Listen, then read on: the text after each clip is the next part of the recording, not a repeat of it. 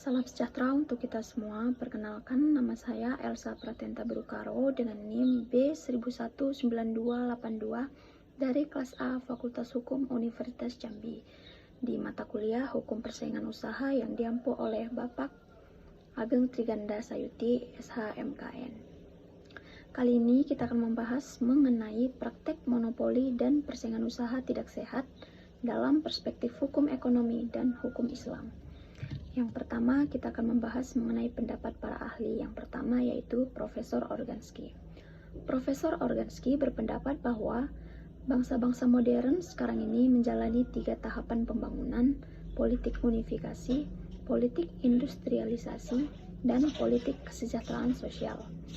Tahap pertama, masalah utama adalah integrasi politik.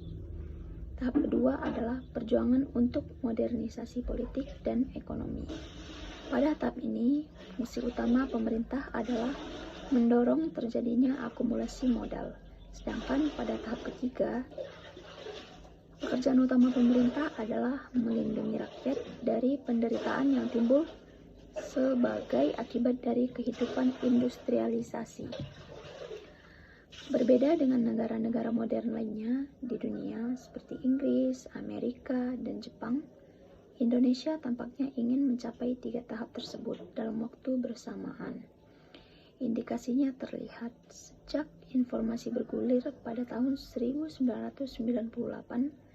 tidak kurang dari 242 undang-undang, 11 Perpu, 608 peraturan pemerintah, 103 keputusan presiden, dan 82 instruksi presiden, baik yang mengatur dalam kehidupan politik, ekonomi, dan sosial, yang tujuannya adalah merekat negara kesatuan Republik Indonesia, mengatasi krisis ekonomi, dan mengembangkan kesejahteraan sekaligus. Salah satu produk undang-undang yang dimaksudkan untuk mendorong pertumbuhan ekonomi adalah Undang-Undang Nomor 5 Tahun 1999 tentang larangan praktek monopoli dan persaingan usaha tidak sehat. Undang-undang ini menarik untuk dianalisis, tidak saja karena semangat yang diembannya sungguh jauh berbeda dengan semangat pembangunan ekonomi yang dianut oleh Orde Baru. Namun lebih jauh dari itu, undang-undang ini diharapkan dapat mendorong terjadinya pertumbuhan ekonomi yang lebih demokratis. Dengan kata lain, melalui undang-undang ini seluruh rakyat diberi kesempatan yang sama untuk mengembangkan potensi ekonominya. Kendatipun Undang-Undang Nomor 5 Tahun 1999 dinamakan dengan Undang-Undang Larangan Praktek Monopoli dan Persaingan Usaha Tidak Sehat, namun sebenarnya undang-undang tersebut memiliki cakupan masalah yang cukup luas. Di samping aturan-aturan yang berkenaan dengan larangan praktek monopoli dan persaingan usaha tidak sehat, undang-undang ini juga mengatur tentang perjanjian yang dilarang. Pada bab 3 yang di dalamnya terdapat masalah oligopoli, penetapan harga, pembagian wilayah, pemboikotan, kartel, trust, oligopsoni, dan perjanjian tertutup. Selanjutnya, pada bab 4 memuat ketentuan yang dilarang yang di dalamnya dibahas tentang monopoli, monopsoni, penguasaan pasar, dan persekongkolan.